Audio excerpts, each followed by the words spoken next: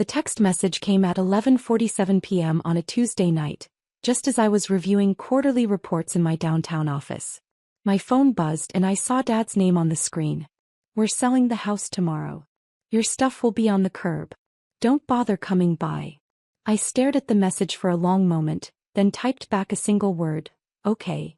What Dad didn't know, what none of my family knew, was that I'd purchased our childhood home 3 years ago through my holding company, Sterling Properties LLC. They'd been struggling financially after Dad's business, Morrison Construction, had defaulted on several major contracts. The bank had been ready to foreclose and I'd quietly stepped in to buy the mortgage. For 3 years I'd let them live there rent-free while they got back on their feet, all while they believed they still owned the house. They had no idea their monthly mortgage payments were going into a trust fund I'd set up for their retirement. My phone buzzed again. Another text from Dad. "And don't expect any family support anymore. You've been nothing but a disappointment. Time to face the real world." I set my phone aside and returned to my reports. Tomorrow was going to be interesting. At 8:15 a.m. my phone rang. The caller ID showed Richard Morrison, my realtor who'd been handling the family's housing situation without them knowing I was involved. "Good morning, Richard. Miss Sterling, I have an unusual situation. There's a gentleman here claiming he owns the property at 1247 Maple Street and wants to list it for sale immediately." "That would be Robert Morrison, my father. Put him on speaker, please." I heard some shuffling, then Dad's familiar voice, loud and aggressive. "Look, I don't know who this Sterling person is, but I own this house free and clear. My family has lived here for 15 years. I want it listed today for $850,000. Richard's professional voice responded carefully. "Sir, I'm afraid there's been some confusion. According to the county records, this property is owned by Sterling Properties LLC. You would need the owner's permission to list it." "That's impossible." Dad's voice cracked. "I have the deed right here. Sir, that deed shows the original purchase from 2009. However, the property was sold to Sterling Properties in 2021 when Morrison Construction defaulted on the mortgage payments." The silence that followed was deafening. I could practically hear Dad's world crashing down around him. "Richard," I said calmly, "please give Mr. Morrison my contact information. Tell him the property owner would like to discuss the situation." "Of course, Miss Sterling." 20 minutes later my office phone rang. "What the hell is going on?" Dad's voice exploded through the speaker. "Who is Sterling Properties? How did they get my house?" "Hello, Dad." The silence stretched for at least 10 seconds. "Alexandra? What? How do you know about this?" "Because Sterling Properties is my company. I bought the house 3 years ago when you defaulted on the mortgage." Another long silence. When Dad spoke again his voice was barely a whisper. "You own our house?" "I do.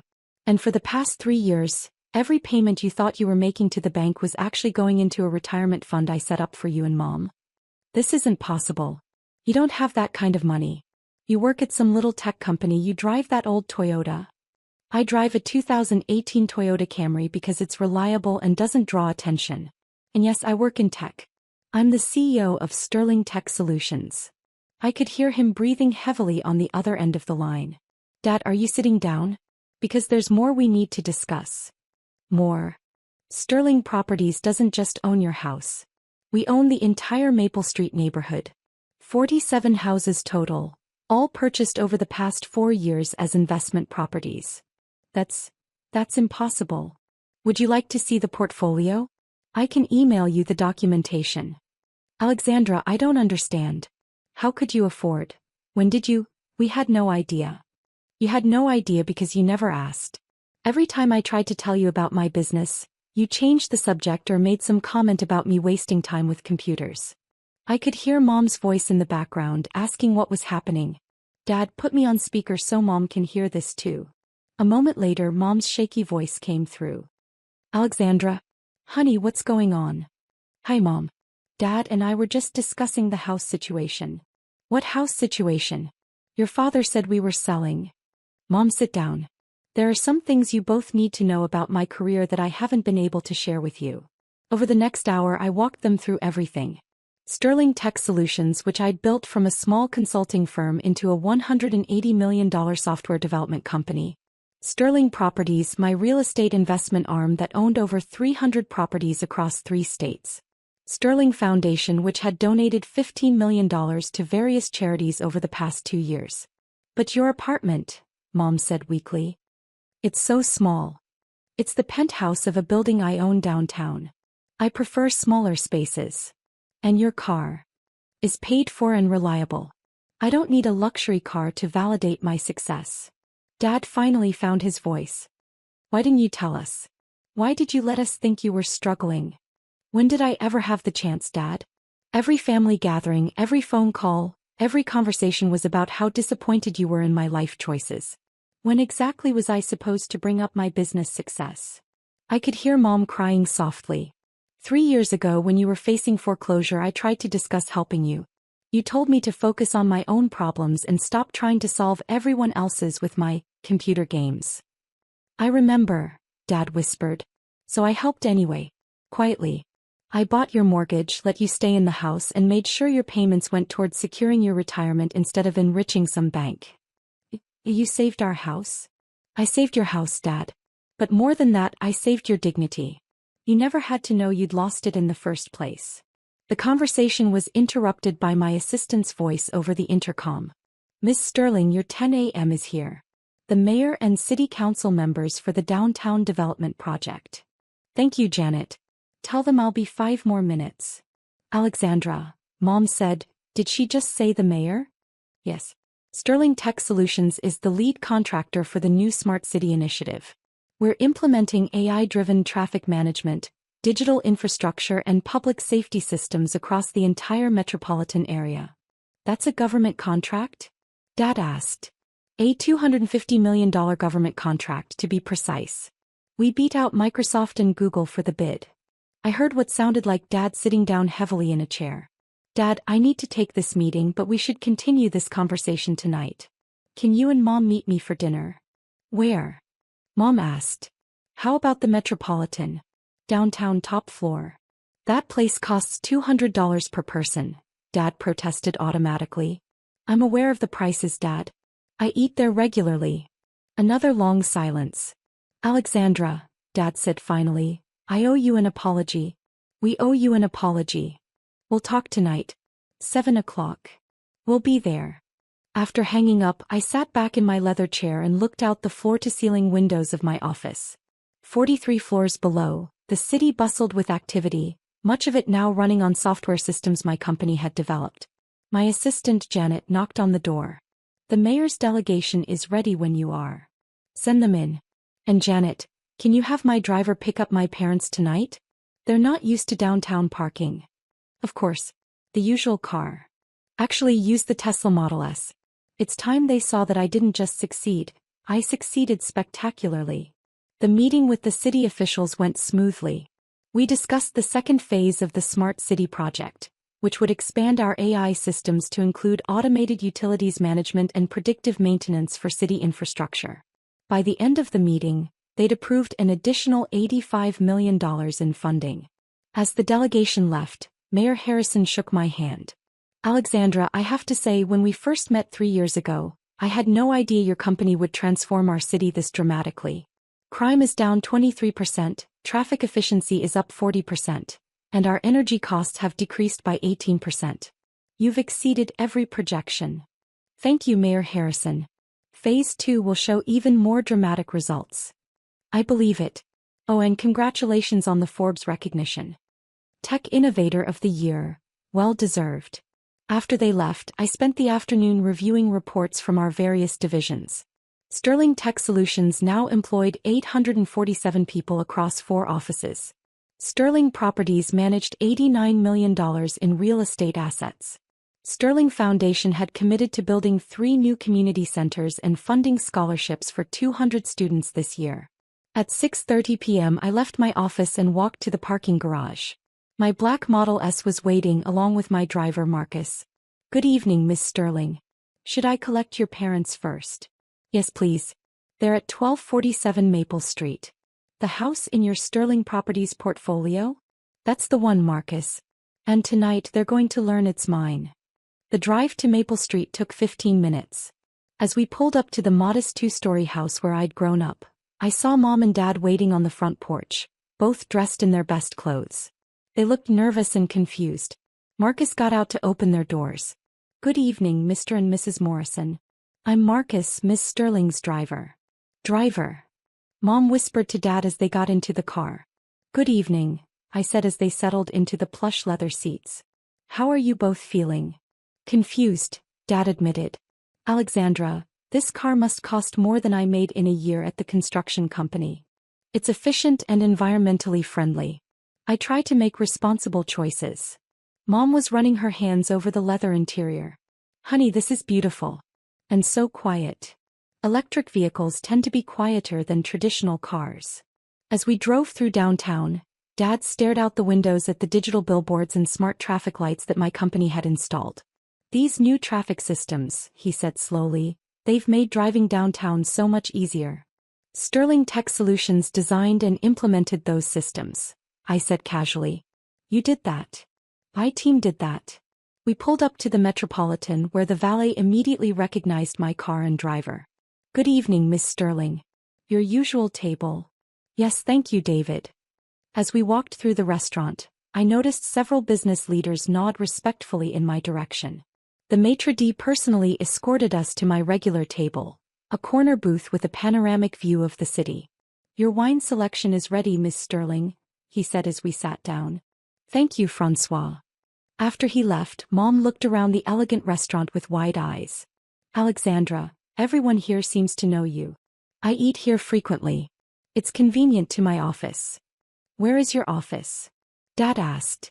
I pointed out the window to the gleaming skyscraper across the street. "Sterling Tower. The entire 43rd floor." Dad followed my gesture and saw the large Sterling Tech Solutions sign illuminated on the building's facade. "That whole building?" Mom asked. "I own floors 40 through 45. The rest are leased to other companies." The waiter arrived with our wine, a $400 bottle of Bordeaux that I'd selected earlier. "Miss Sterling, shall I pour the usual?" "Please." After the wine was poured and our orders taken, Dad leaned forward across the table. "Alexandra, I need to understand something. When did all this happen? When did you become so successful?" "It didn't happen overnight, Dad. I've been building these companies for 8 years, ever since I graduated from Stanford." "Stanford?" Mom's eyes widened. "You went to Stanford? We thought you went to State University." "I got a full scholarship to Stanford for my master's in computer science and business administration." "You were both so busy with Michael's wedding planning that you never asked where I was going to school." The painful truth of that statement hung in the air. Michael, their golden child, had received all their attention while I quietly earned degrees from one of the world's top universities. "We were so focused on the wedding," Mom admitted, tears forming in her eyes.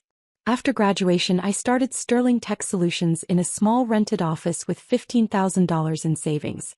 The first year I worked 18-hour days, 7 days a week, building our first major software platform." "What kind of software?" Dad asked. "Predictive analytics for logistics and supply chain management. Basically, I created systems that help companies predict what they need when they need it and how to get it most efficiently."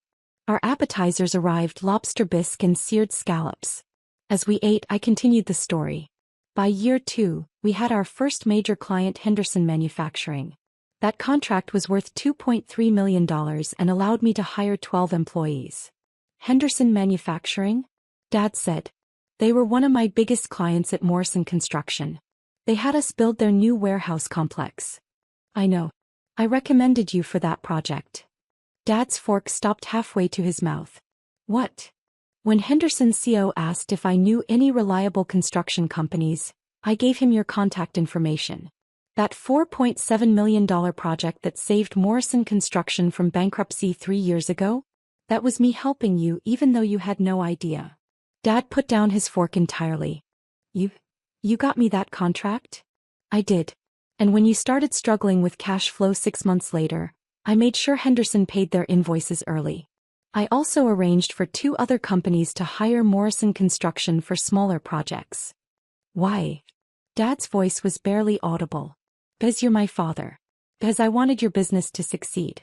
Because I hoped that maybe if Morrison Construction was stable, you'd have time to notice what I was building. Mom reached across the table and took my hand. We're horrible parents. You're not horrible parents. You just got so focused on what success looked like in your minds that you missed what it actually looked like in reality. Our main courses arrived, but none of us seemed particularly interested in eating.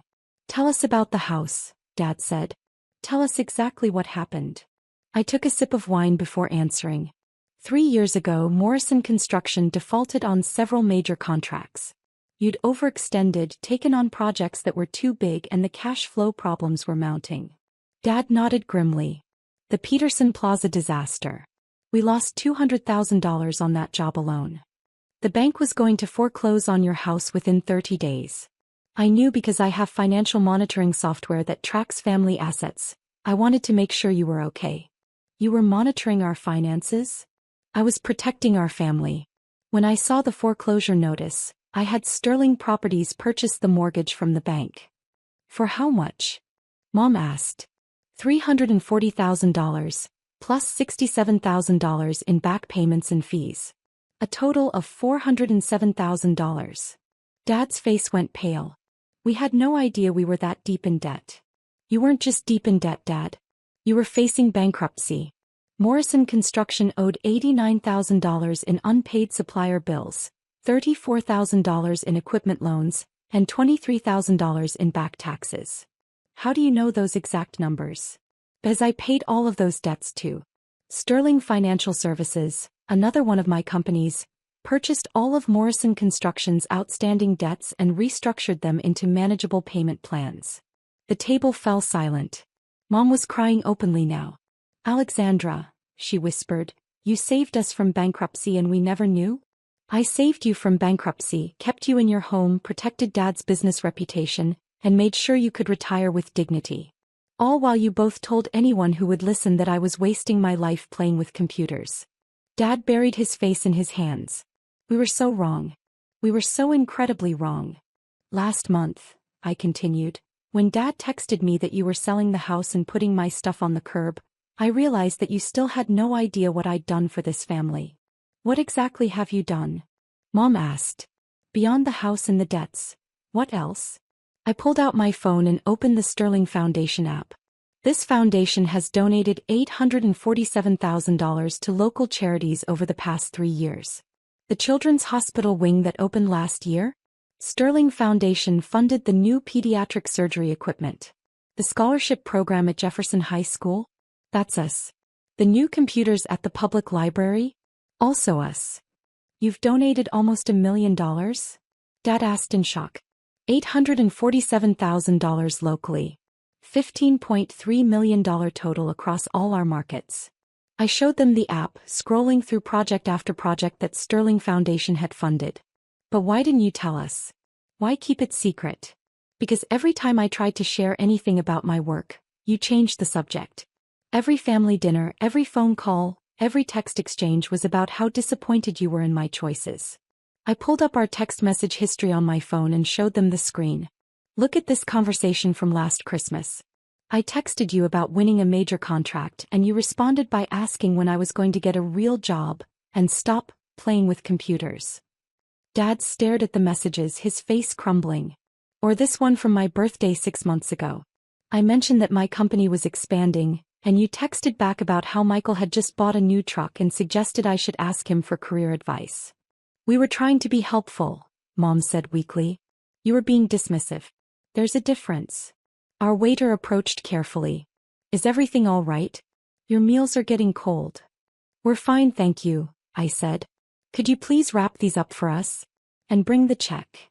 Of course, Miss Sterling. As we waited for the check, Dad finally looked up at me. What happens now? With the house, with everything? That depends on you. The house is yours to live in for as long as you want. The mortgage payments you've been making have been going into a retirement fund that now has $89,000 in it. When you're ready to downsize, you can keep that money. And Morrison Construction is debt-free and has 3 new contracts lined up, all arranged through Sterling Financial Services. Dad, if you want to keep working, you can. If you want to retire, you can do that too. The check arrived. $847 for dinner. I handed the waiter my Black American Express card without looking at the total. Alexandra, Mom said as we waited for the car, how can we ever make this up to you? You can start by being proud of what I've accomplished instead of ashamed of it. We are proud, Dad said quickly. We're incredibly proud. We never knew. You never knew because you never asked. And you never asked because you'd already decided that my work wasn't important. The Tesla pulled up and Marcus got out to open our doors. There's one more thing, I said as we settled into the car. Sterling Tech Solutions just won the contract to design the new smart city system for the entire state. It's a $1.2 billion project over 5 years. Dad stared at me in the dim light of the car's interior. Billion? With a B. With a B. The announcement will be in tomorrow's newspaper. Sterling Tech Solutions is now one of the largest technology contractors in the region. Our daughter, Mom whispered to Dad, owns a billion-dollar company. Multiple companies, actually. But yes. As we drove through the city, my city, running on systems I'd designed, I watched my parents slowly absorb the reality of what their disappointing daughter had actually accomplished. Alexandra, Dad said as we turned onto Maple Street, I texted you that your stuff would be on the curb. You did. But it's your house. It's always been your house. For 3 years, yes. So when I said I was putting you out, you were threatening to evict me from my own property. We pulled up to the house, my house, and sat in silence for a moment. The realtor, Dad said suddenly. When I went to list the house and he said it belonged to Sterling Properties. He was protecting you. Richard Morrison is one of my employees. He's been managing the Sterling Properties portfolio for 2 years.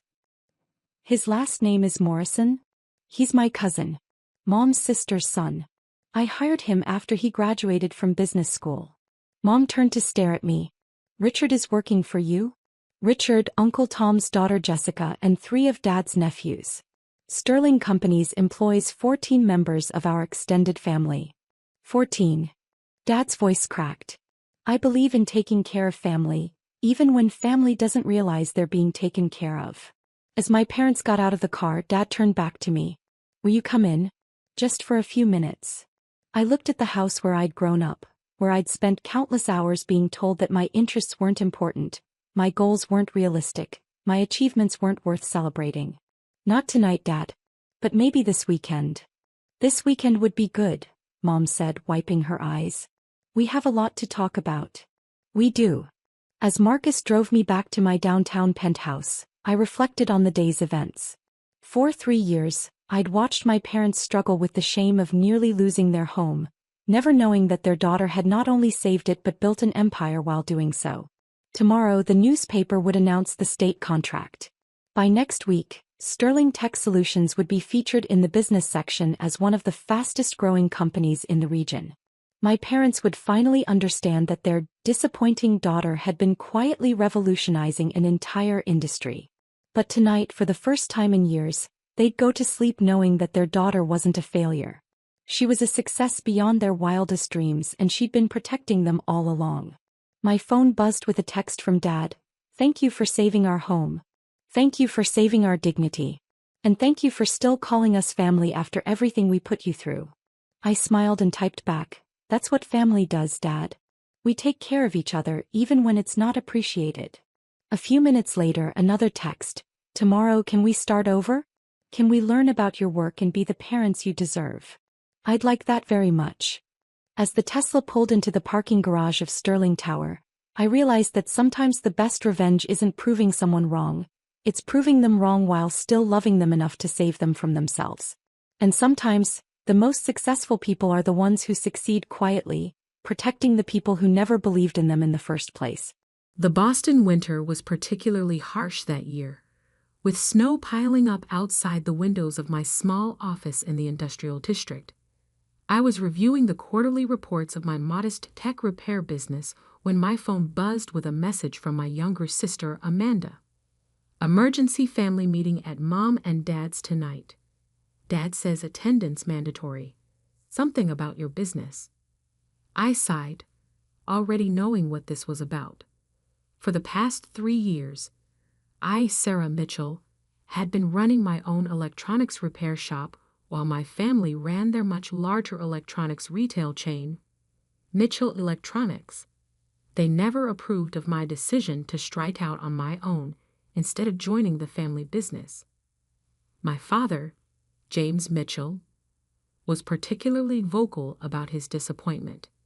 A Mitchell should be running Mitchell Electronics, not fixing broken phones in some shabby workshop, he would say at every family gathering. What they didn't know was that my shabby workshop was just the visible part of my business empire. 3 years ago, I had invested my inheritance from my grandmother in acquiring Apex Components, the primary supplier for Mitchell Electronics and several other major retailers in the Northeast. I kept my ownership private through a holding company, managing everything through trusted proxies while maintaining my repair shop as a cover. As I drove to my parents' luxurious suburban home that evening, I couldn't help but smile at the irony. They thought I was struggling while unknowingly paying millions to my company every year. The family was already gathered in the living room when I arrived. Dad sat in his leather armchair like a king on his throne. Mom perched nervously beside him. My sister Amanda and her husband Tyler occupied the sofa, both wearing expressions of mock concern. "Sarah, sit down," Dad commanded, gesturing to the lone chair positioned directly across from him. Classic interrogation setup. I complied, maintaining a neutral expression. "We need to discuss your situation," he began, his voice carrying that familiar tone of condescension. "The family has been watching your little experiment with concern." I raised an eyebrow. "Experiment?" "This repair shop fantasy of yours," Amanda chimed in, her voice dripping with false sympathy. "We've heard things aren't going well." Of course they had. I had deliberately kept my repair shop's profits modest, reinvesting most of the revenue into improving service quality rather than expansion. To outside observers, it might appear that I was barely staying afloat. Dad leaned forward, his expression serious. "Your business is failing," he announced to everyone.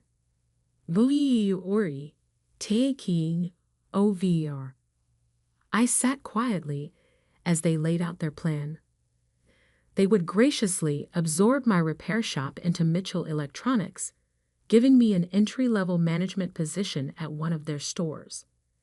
"It's time to stop this foolishness and join the family business properly," Dad declared. Mom nodded encouragingly. "We're doing this for your own good, dear." I listened as they discussed my future, as if I wasn't in the room. Amanda was already suggesting which of my employees to fire. Tyler was calculating how to liquidate my equipment. Finally, Dad pulled out a document. "We've already drawn up the paperwork. Just sign here, and we'll handle everything." I took out my phone, scrolling through my contacts until I found the number for Apex Components' public line. The room fell silent as I hit the speaker button. "Apex Components, how may I direct your call?" A professional voice answered. "Hi, this is Sarah Mitchell, the owner, speaking. I'd like to speak with Marcus about our supply contract with Mitchell Electronics." The color drained from my father's face. Amanda's mouth fell open. Mom grabbed Dad's arm in shock. "One moment, Ms. Mitchell," the receptionist replied. Dad stood up, his face turning red. "What kind of game are you playing?" I smiled, finally letting my mask fall. "No game, Dad. I've owned Apex Components for the past 3 years. Every component, every circuit board, every piece of technology in your stores, you've been buying them from me." The silence in the room was deafening. Then Marcus's voice came through the speaker. "Ms. Mitchell, how can I help you today?" "Just checking in, Marcus. How are our friends at Mitchell Electronics doing with their payments?" "All current, Ms. Mitchell. Their latest order for the spring quarter just came in yesterday. Shall I process it? I looked at my father's shocked face. Hold that order for now, Marcus. I'll call you back about it tomorrow. Very well, Ms. Mitchell. I ended the call and stood up, picking up the takeover document from the coffee table. Slowly, deliberately, I tore it in half. Now, I said calmly, I think it's time we had a real discussion about the future of our business relationship. The room remained frozen. Through the window, snow continued to fall silently on the Boston suburb, marking the beginning of a very different kind of family meeting. The grandfather clock in the corner ticked loudly in the silence. Dad's face had turned from red to purple, a vein pulsing in his temple. Amanda sat frozen, her perfectly manicured hands gripping Tyler's arms so tightly her knuckles were white. This is impossible, Dad finally sputtered. Apex Components is owned by Sterling Industries. I smiled, pulling out my tablet. Sterling Industries is a holding company, my holding company. I pulled up the corporate documents and turned the screen toward them. Would you like to see the ownership papers? Mom found her voice first. But how? The purchase price for Apex would have been $37 million. I finished for her. Grandmother's inheritance was quite substantial. While you were all busy mocking my little repair shop, I was using it to learn the industry from the ground up. Every component, every supplier, every market trend. You manipulated us, Amanda accused, her voice shrill. All those times you came to family dinners, pretending to struggle, manipulated you? I laughed quietly. Like you manipulated Davis Electronics into bankruptcy last year. I heard all about that at the supplier meeting. Their desperate calls to Apex for payment extensions. The way Mitchell Electronics swooped in to buy their assets at half price. Tyler shifted uncomfortably. He had orchestrated that takeover, earning himself a promotion to Chief Strategy Officer at Mitchell Electronics. Dad stood up abruptly, his business instincts taking over. Fine. You've made your point. Let's discuss this reasonably. What do you want? I sat back in my chair, enjoying the shift in power dynamics. First, let's talk about pricing. Mitchell Electronics has been getting preferential rates from Apex for years. That's changing effective immediately. You can't do that. Amanda protested. We have contracts. Contracts with annual review clauses. I corrected. Perhaps you should have read the fine print more carefully. The spring quarter order you just placed, the prices are going up by 15%. Dad's face paled. He knew what that would do to their profit margins. That's extortion. That's business, I replied coolly. Just like it was business when you tried to force me out of my shop today. Mom stepped forward, attempting to play peacemaker. Sarah, dear, surely we can work something out. We're family. Family? I pulled out another document from my bag. Like when you and Dad tried to block my business loan application at First National Bank last year. As a concerned parent, I believe the letter said. They had the grace to look embarrassed. That attempt to sabotage my business had backfired. It was what prompted me to start recording all our interactions. Here's what's going to happen, I continued, my voice firm. Mitchell Electronics will accept the new pricing structure. You'll sign a 5-year supply contract with Apex at market rates. No more preferential treatment. And you'll stay completely out of my repair business. Or what? Dad challenged, though his voice lacked its usual confidence. I smiled. Or I'll start supplying your competitors at a discount. I wonder how Riverside Electronics would feel about getting components at 20% below what you're paying. The threat hung in the air. Riverside was their biggest competitor in the Northeast, and such a price advantage would devastate Mitchell Electronics' market share. Tyler, ever the strategist, spoke up for the first time. This could destroy the company. Thousands of people could lose their jobs. That's your choice to make, I replied. I'm just offering a fair business arrangement. The same courtesy you showed me today. Amanda stood up, tears of fury in her eyes. You've been planning this all along, haven't you? Playing the struggling daughter while secretly plotting to take over. Take over? I laughed. I don't want Mitchell Electronics. I built something of my own. Something you all thought I couldn't do. I'm just making sure you never try to interfere with my business again. Dad sank back into his chair, suddenly looking older. You're just like your grandmother, he muttered. She always said you were the one who inherited her business sense.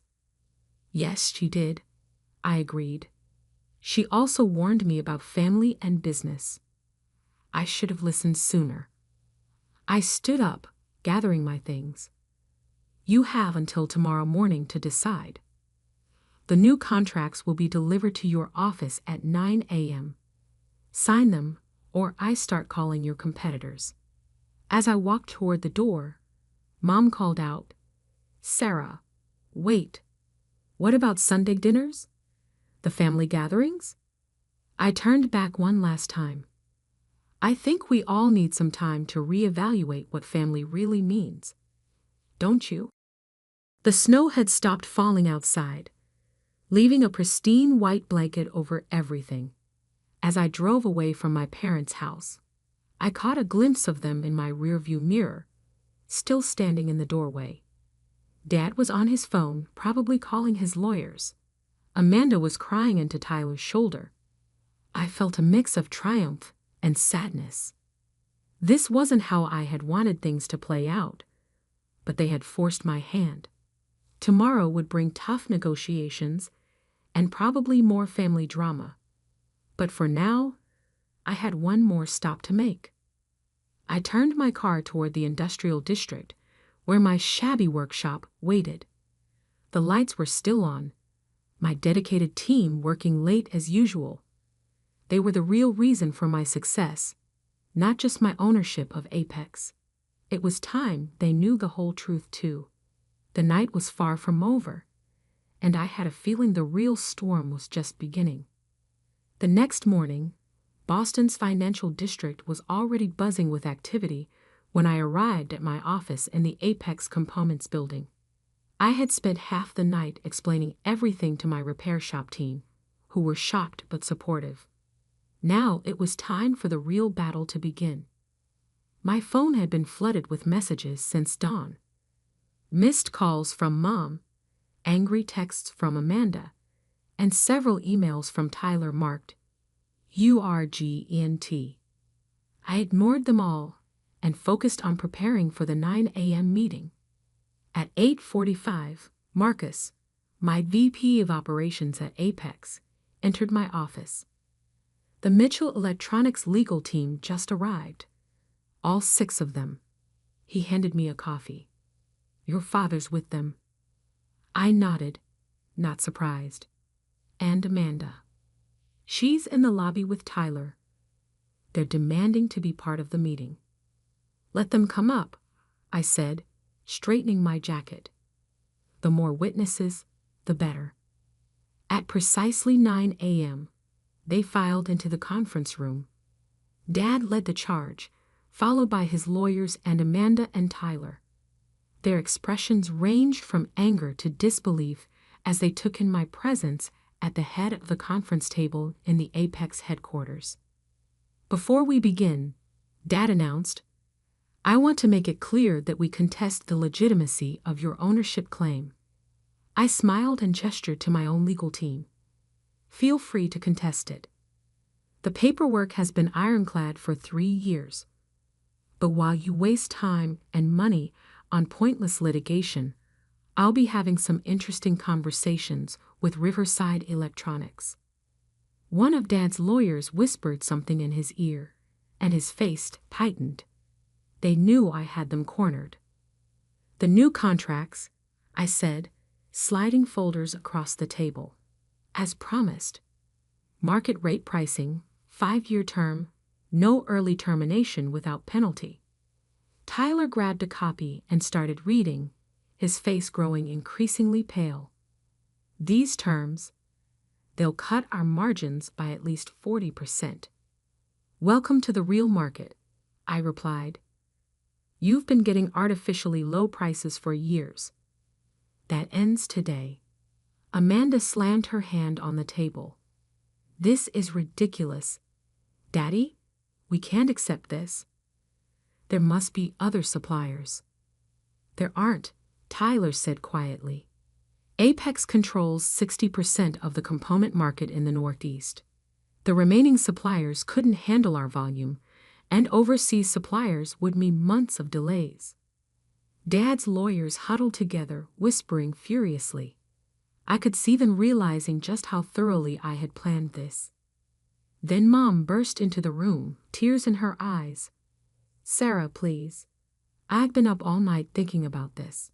We can work something out. We're family." "Family?" I stood up slowly. "Let me tell you about family, Mom. 3 years ago, when I started my repair shop, I came to you for advice. You told everyone at the country club that I was going through a phase. When I needed a small business loan, Dad tried to block it. When I won the Best Local Business Award last year, Amanda told everyone it was just pity votes." I pulled out a stack of papers from my briefcase. "Here's a collection of every email, every message, every attempt you've made to undermine my business. Would you like me to read them out loud?" The room fell silent. Even the lawyers looked uncomfortable. "But here's what you never bothered to ask," I continued. "Why did I start a repair shop? Because I saw how many customers were struggling with expensive electronics they couldn't afford to replace. While Mitchell Electronics was pushing new products, I was helping people fix what they had. My little shop has helped over 3,000 families keep their devices running." Dad scoffed, but I noticed Tyler looking thoughtful. "And Apex," I went on. "I bought it because I saw how Mitchell Electronics treated smaller retailers, squeezing them with high prices while you got special deals. That ends today." I pushed another document across the table. "This is my final offer. Market rate pricing for everyone. No more preferential treatment. And a clause requiring Mitchell Electronics to establish authorized repair centers for your products." "Repair centers?" Tyler leaned forward, interested. "Like your shop?" "Exactly. You've been fighting against the right to repair movement, making it impossible for independent shops to get parts. That changes now. It's not just good ethics, it's good business." Amanda looked at Tyler in surprise as he picked up the contract and started reading more carefully. "This could actually work," he muttered. "The repair centers could generate steady revenue, build customer loyalty." "Absolutely not," Dad thundered. "We are not turning Mitchell Electronics into a repair shop chain." "No," I agreed. "You're adapting to a changing market. Sign the contract, and I'll even help you set up the repair center network. Refuse, and I start calling your competitors in an hour." Dad turned to his lawyers, who nodded grimly. They knew they had no choice. "I'll need to take this to the board," he said finally. "You have until noon," I replied. "Oh, and one more thing." I slid a final document across the table. "My repair shop. It's now an authorized Apex Components training center.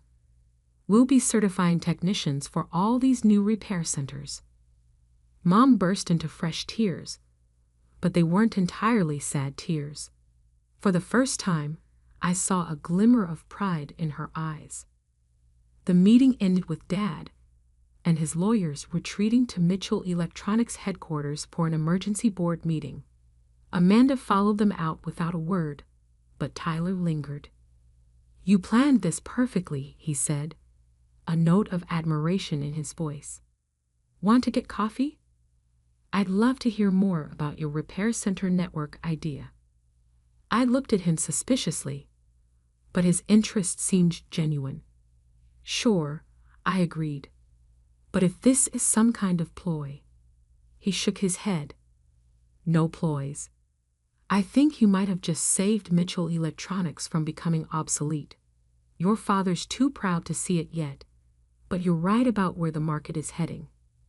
As they left, Marcus approached with a new stack of messages. "Riverside Electronics has been calling all morning. They heard rumors about changes at Apex." I smiled. "Tell them I'm in meetings all day. Let them sweat a little. The next few hours would determine the future of both Mitchell Electronics and my relationship with my family." But for the first time in years, I felt like I was finally being seen for who I really was. Not just the rebellious daughter, but a businesswoman in my own right. The storm I had started was far from over, but at least now everyone knew exactly what they were dealing with. The Mitchell Electronics board meeting ran over the new deadline. At 12:01, I was about to start dialing Riverside Electronics when my office phone rang. It was Dad's private number. "The board has approved the contract," he said, his voice tight. "With one condition." I waited. "They want you on the Mitchell Electronics board as well, as head of the new repair division." I hadn't expected that. Who proposed that? Tyler did, and I seconded it. The admission seemed to cost him something.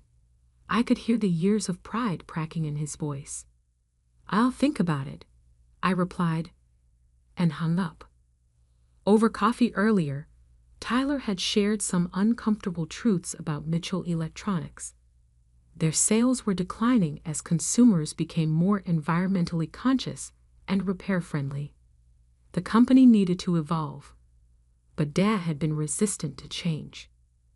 My phone buzzed with a text from Amanda. "We need to talk, alone." I agreed to meet her at my repair shop. When she arrived, her designer heels clicked against the workshop floor as she took in the busy space. Technicians were working at various stations, carefully bringing dead devices back to life. "It's not what I expected," she admitted, watching a young technician delicately repair a smartphone screen.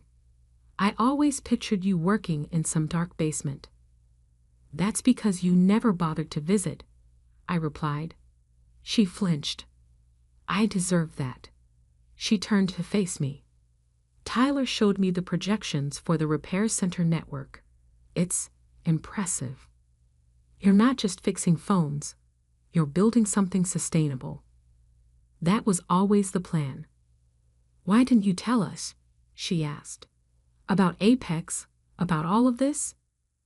Would you have listened? Or would you have tried to take control, like you did yesterday?" She was quiet for a moment. "I was jealous," she finally admitted. "You were always the smart one, the one grandmother believed in. When you started this shop, I thought I was finally better than you. Working at Mitchell Electronics, wearing expensive suits, looking down on my sister, the repair technician. And now I realize you saw the future while we were clinging to the past." She gestured around the shop. "This is where the industry is heading, isn't it? Sustainability, repairs, customer service." "It is," I confirmed.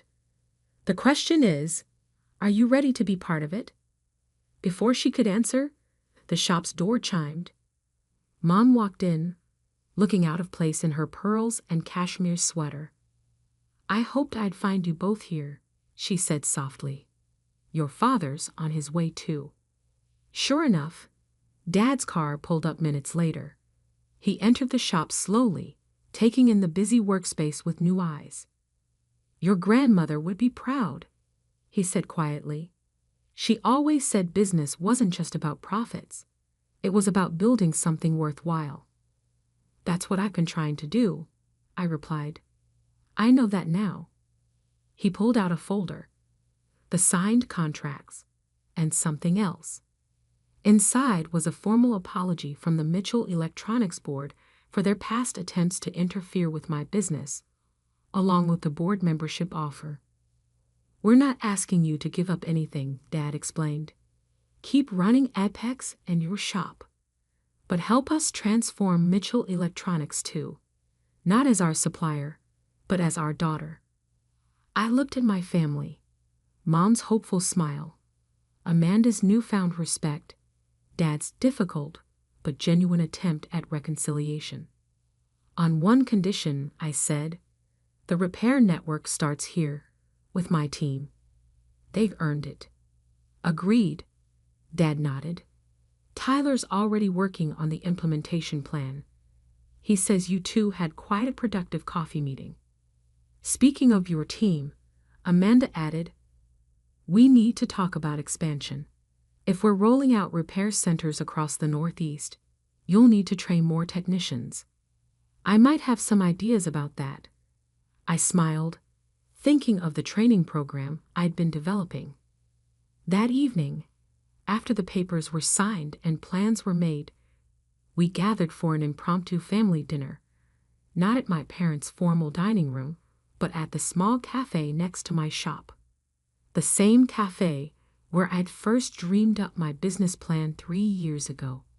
To new beginnings, Mom proposed a toast, and to old wisdom, I added, thinking of grandmother. Dad raised his glass. To the future of Mitchell Electronics and Apex Components.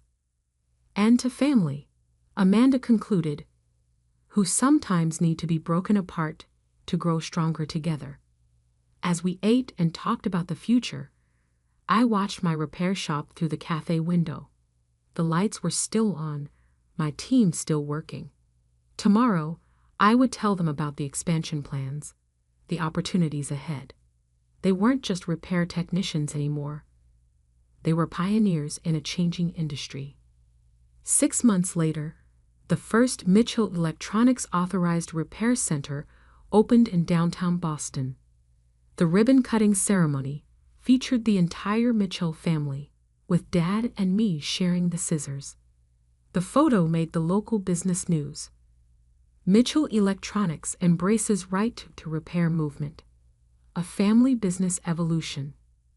My repair shop became the flagship training center, with Amanda surprisingly taking a keen interest in the educational program. Mom started a sustainability initiative within the company, working to reduce electronic waste. Even Dad found his passion again, mentoring young entrepreneurs who wanted to open their own repair centers. The family dinners resumed, but they were different now. Instead of judgment and competition, there was collaboration and respect. We weren't just a family business anymore. We were a family that had learned to appreciate each other's visions.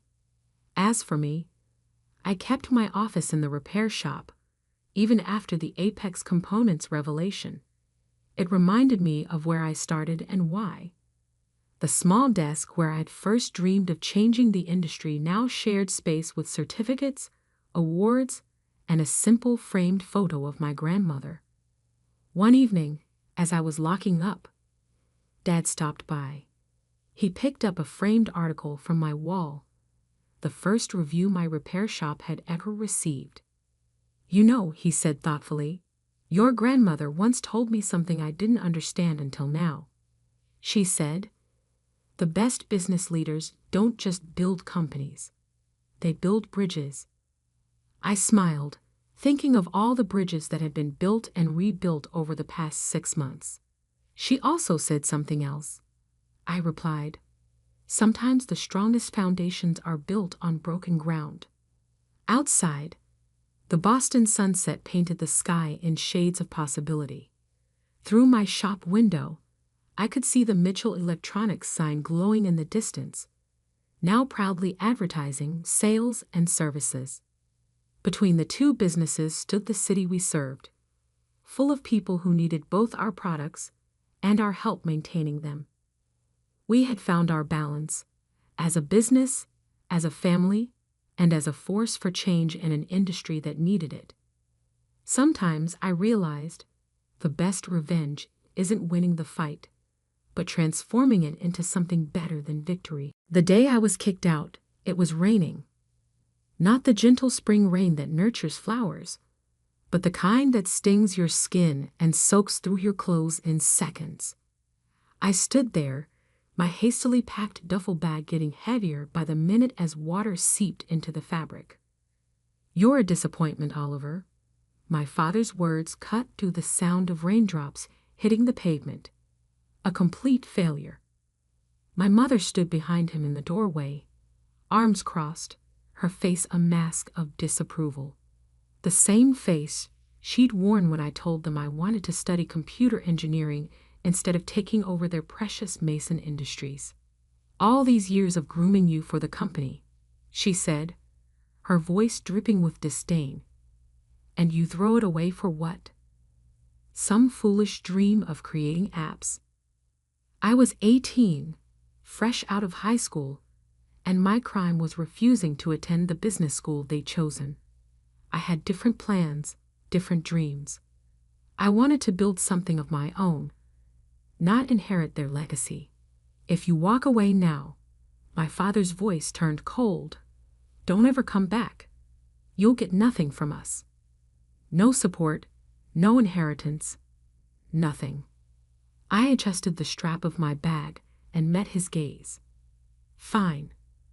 That one word seemed to shock them both. They had expected me to break, to give in like I always had before. But something had changed in me. Maybe it was the years of being compared to my perfect older brother James, or maybe it was just time to stop being the person they wanted me to be and start being myself. I turned and walked away, each step taking me further from the luxury mansion I'd grown up in. Their final words followed me down the driveway. "You'll fail, Oliver. You'll come crawling back when you realize how worthless your dreams are." But I didn't look back, not even once. The first few months were exactly as hard as they'd probably hoped. I crashed on my best friend Mike's couch, worked 2 jobs, one at a local electronics store during the day and delivering pizzas at night. Every spare moment was spent learning, coding, developing my skills. Mike's tiny apartment became my sanctuary. While my family attended galas and business functions, I sat cross-legged on a worn-out couch, surrounded by programming books and energy drink cans, my laptop balanced precariously on my knees. "You're insane, man," Mike would say, watching me code until sunrise. But the good kind of insane. He didn't understand the technical aspects of what I was building, but he understood drive. He understood the need to prove yourself. 6 months in, I had my first breakthrough. A small app I developed caught the attention of a local tech startup. They didn't offer me millions, but they offered something more valuable, a chance. A junior developer position with flexible hours so I could continue working on my own projects. I took it without hesitation. My family's company, Mason Industries, was all about traditional manufacturing, tools, machinery, the kind of business that had made my grandfather rich in the 1960s. They couldn't understand why anyone would want to work with invisible products like software and apps. But I saw the future. While they were stuck in their old ways, I was learning about artificial intelligence, blockchain, and the endless possibilities of the digital age. 1 year turned into 2, then 3. I moved from the junior developer position to lead developer at another company.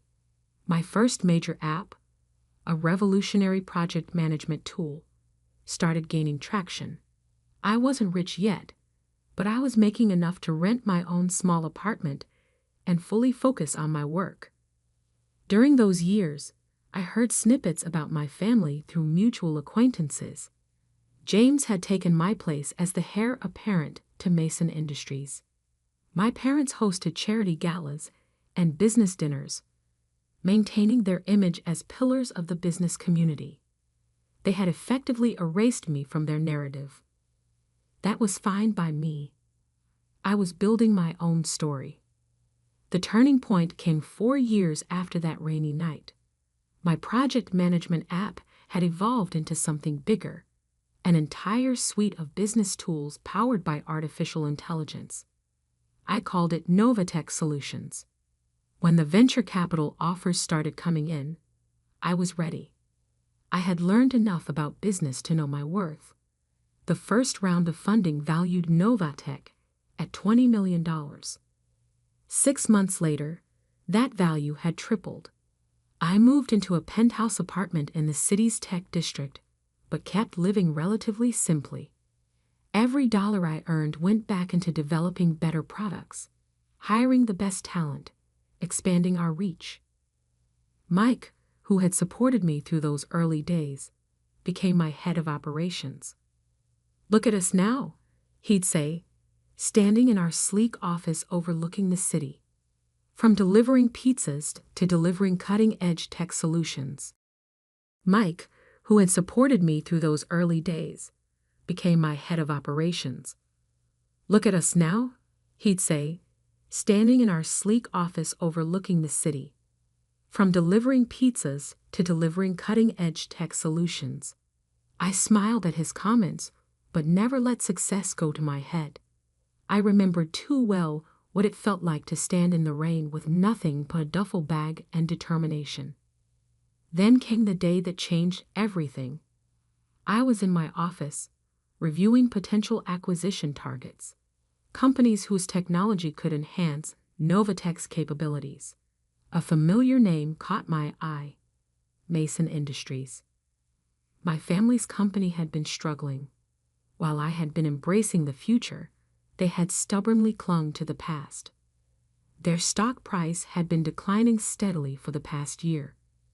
They needed a digital transformation to survive, but my father was too proud to admit it. I dug deeper into their financials. The situation was worse than I thought. They needed capital, and they needed it fast. About $5 million would keep them afloat long enough to modernize their operations. As I sat there, staring at the numbers on my screen, my phone rang. The number was one I hadn't seen in 7 years, but I would never forget it. My father's number. I let it ring 3 times, each ring echoing the words he had spoken that rainy night. "You're a disappointment, Oliver. A complete failure. Don't ever come back." On the 4th ring, I picked up. "Hello, Father," I said, keeping my voice neutral. "I've been expecting your call." The silence on the other end lasted so long I thought he might have hung up. Then I heard him clear his throat. "Oliver," he said, his voice lacking its usual authority. "We need to talk." I leaned back in my chair, looking out at the city skyline. "Yes," I replied. "I believe we do." The Mason Industries headquarters hadn't changed in 7 years. The same imposing granite facade, the same golden letters announcing the company name, the same stern-faced security guards at the entrance. But I was different. As I walked through the lobby, memories flooded back. Summer afternoons spent watching my father in board meetings, weekends when he dragged me along to inspect the factory floor, endless lectures about responsibility and legacy. "Mr. Mason?"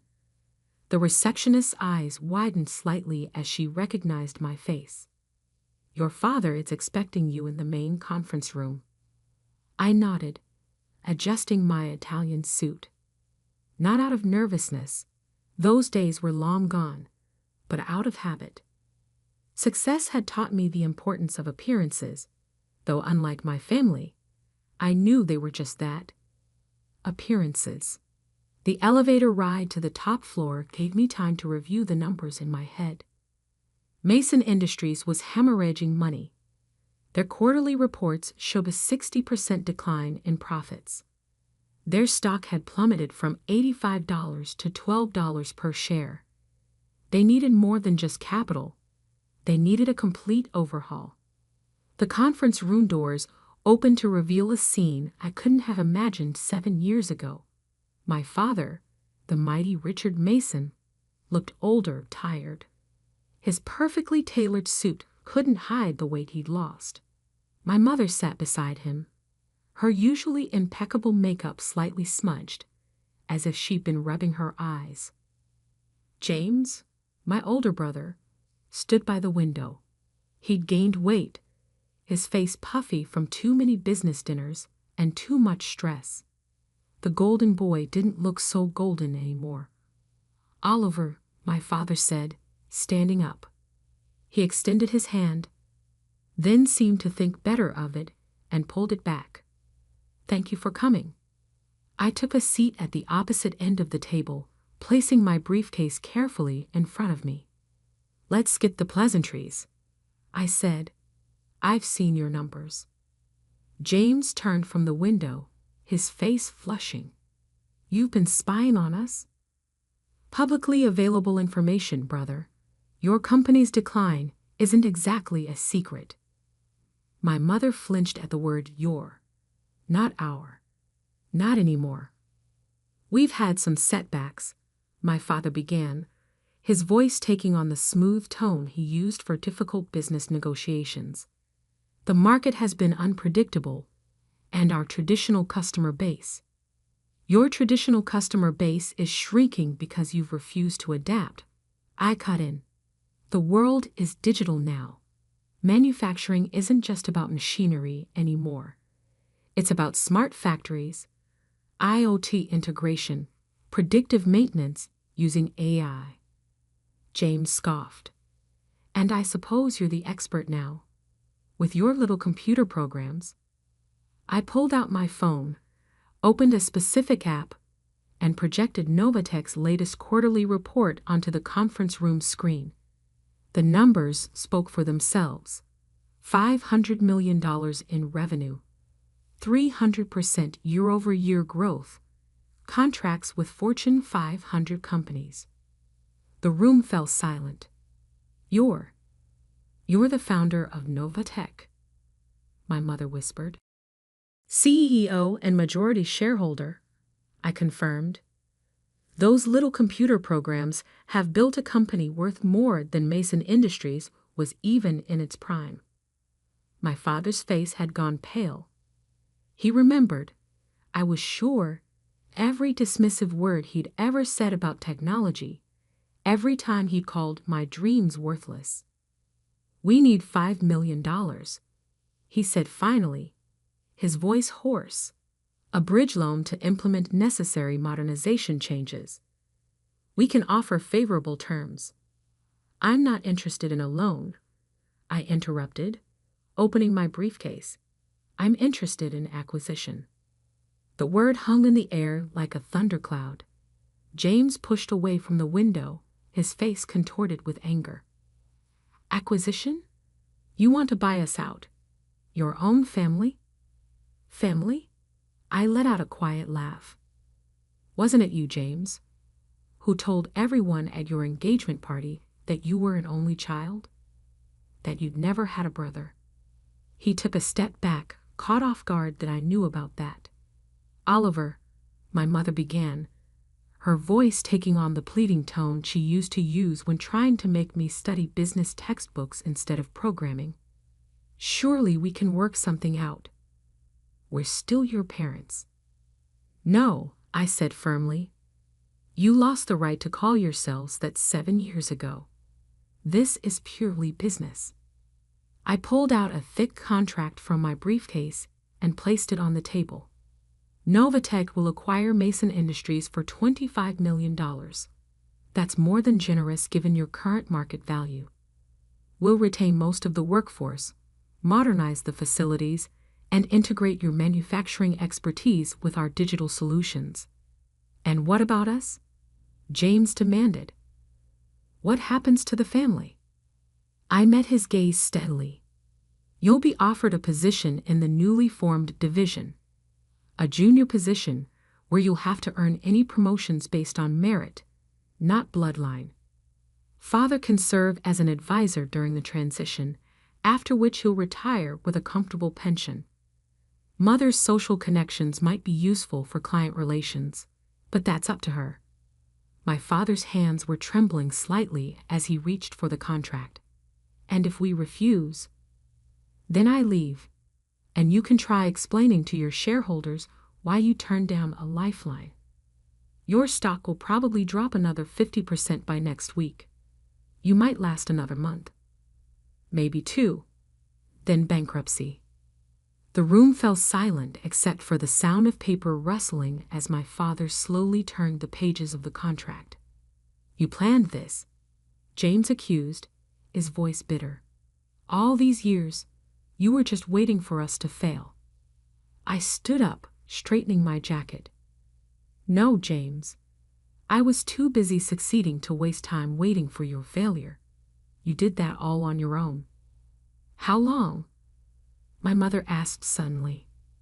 How long do we have to decide? I picked up my briefcase. The offer expires at midnight. Not a minute later. Midnight? My father's voice rose. That's impossible. We need time to review with our lawyers, to consider other options. You don't have other options, I said calmly, and you don't have time. 7 years ago, you gave me 5 minutes to decide my entire future. I'm giving you 12 hours. I'd say that's more than fair. I walked to the door, then paused. Oh, and one more thing. I turned back to face them. When you sign, and you will sign, I want you to use the same pen you used to sign my college rejection letter, the one with the Mason Industries logo. I believe it's still in your desk drawer, Father. The look of shock on his face told me I was right. He remembered that pen, remembered using it to dash my dreams all those years ago. How did you? I'll be back at 11:45 p.m. I cut him off. Try not to be late. Time is money, after all. Isn't that what you always taught me? With that, I walked out, leaving them with their shattered pride and a contract that would change everything. As the elevator doors closed behind me, I caught a glimpse of my reflection in the polished metal and saw something I'd never seen in this building before: a winner. The next 12 hours would be interesting. Very interesting indeed. 11:43 p.m. The city lights sparkled below the Mason Industries conference room like scattered diamonds on black velvet. I stood at the same window where James had stood that morning, watching my reflection superimposed over the nighttime skyline. The door opened behind me, right on time. My father entered first, followed by my mother and James. They looked exhausted, as if they'd aged years in just 12 hours.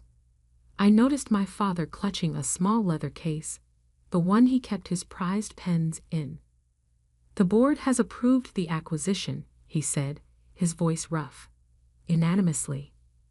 I turned slowly, taking in their defeated postures. I expected nothing less. After all, what choice did they have? James slumped into a chair, loosening his tie. You've won, Oliver. Is that what you wanted to hear? No, I replied calmly. What I want to hear is the truth. From all of you. My mother stepped forward, her designer dress wrinkled from a day of tense meetings. The truth about what? About why you really pushed me away. It wasn't just about the business school, was it? The silence that followed was heavy with unspoken words. Finally, my father sighed, suddenly looking every one of his 65 years. You were too much like him, he said quietly. Like your grandfather. That wasn't what I'd expected. Grandfather? The one who started Mason Industries. My father nodded, sinking into a chair. Harold Mason was a visionary. He saw the future coming before anyone else. In the 1960s, when everyone was doing things the old way, He modernized, automated, took risks. The board thought he was crazy. Even his own father called him a fool. He pulled out the pen case, opening it with trembling fingers. But he proved them all wrong. Built this company from nothing into an empire. And you, he looked up at me. You have that same look in your eyes. That same drive. It terrified me. Because you're not like him, I finished, understanding dawning. You're a maintainer, not a builder. You wanted the company to stay exactly as it was when you inherited it. I wanted stability, he whispered. Safety. When you started talking about technology, about changing everything, I saw my father in you. And I remembered how scared I was every time he took another risk, launched another venture. My mother touched his shoulder gently. We thought we were protecting you, Oliver. And James was more like your father. Cautious, reliable, boring. James interjected with a bitter laugh. That's what you mean, isn't it? I was the safe choice, the one who wouldn't rock the boat. I walked to the conference table, spreading my hands on its polished surface. And now look where we are. The safe choice led straight to bankruptcy. The crazy dreamer built a tech empire. We were wrong, my father said, and the words seemed to physically pain him. About everything, about you. He opened the pen case and removed the Mason Industries pen, the same one he'd used to reject my college plans 7 years ago. The gold logo caught the light as he placed it on the contract. Before I sign this, he said, I need to know what really happened after that night. How did you do it? I sat down across from him, feeling an unexpected urge to finally tell my story. The first few months were hell. Worked 2 jobs, lived on Mike's couch, coded until my eyes burned. But I had something you never gave me at home. Freedom to fail. Freedom to fail, my mother echoed. Yes, because when you're already at rock bottom, when your own family has written you off as worthless, there's no pressure. Every small success is a victory. Every failure is just another lesson. I pulled out my phone, showing them the first version of what would become Novatech's flagship product. This was my first app. Buggy, ugly, barely functional. But it worked, and each version got better. James leaned forward, actually interested for the first time. And the venture capital. How did you convince them to invest? I didn't. I smiled. They convinced me. By then, I had paying customers, proven technology. I didn't need their money. They needed my innovation, just like Mason Industries needs it now. My father picked up the pen, its weight seemingly greater than he remembered. And after we sign, what happens to us really? Exactly what I said this morning. James gets a fresh start, learning the business from the ground up. Mother can maintain the social connections that bring in clients. And you, father, yes, you get to watch your company become what it should have been all along, what grandfather would have wanted it to be. He pressed the pen to paper, then hesitated. Why didn't you just let us fail? You had every right to. Because that's not what successful people do, I replied. They don't destroy. They transform. They don't settle scores. They create opportunities. Everything you taught me about business was wrong, but everything grandfather built still has value. It just needs to evolve. 11:59 p.m. The scratch of the pen on paper was the only sound in the room as my father signed away his company.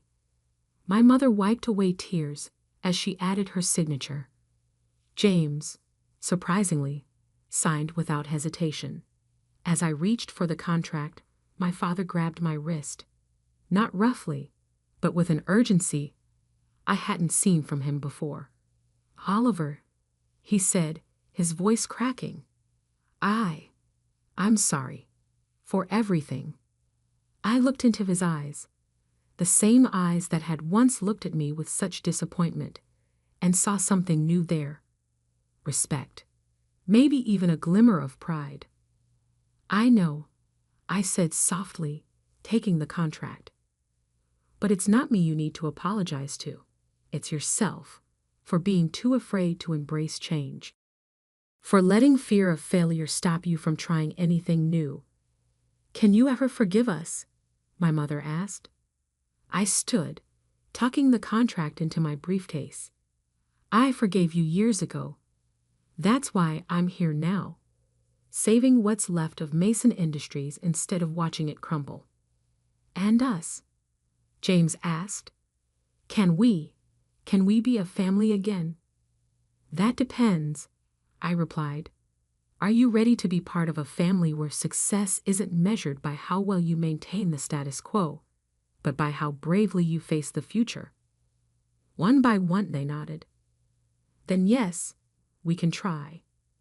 Not as the Masons who kicked out their son for daring to dream differently, but as the Masons who learned that true legacy isn't about preserving the past. It's about building the future. I walked to the door, then turned back one last time. Board meeting tomorrow at 9 a.m. Don't be late. We have a company to rebuild. As I rode the elevator down to the lobby, I thought about that rainy night 7 years ago. The scared 18-year-old with a duffel bag and a dream. If someone had told him that one day he'd own the building he was being kicked out of, he probably wouldn't have believed it. But that's the thing about dreams. They don't need anyone's permission to come true. They just need someone brave enough to chase them. Mike was waiting in my car outside. How'd it go, boss? I showed him the signed contract. Mason Industries is now part of Nova Tech Solutions. He grinned. And the family drama? That's a work in progress, I replied, looking up at the building that would now be part of my company. But for the first time in 7 years, it feels like there might actually be progress. Just remember, Mike said as we pulled away from the curb, no matter what happens with them, you've already proven yourself. To yourself, and that's what matters. I nodded, watching Mason Industries shrink in the rearview mirror. He was right.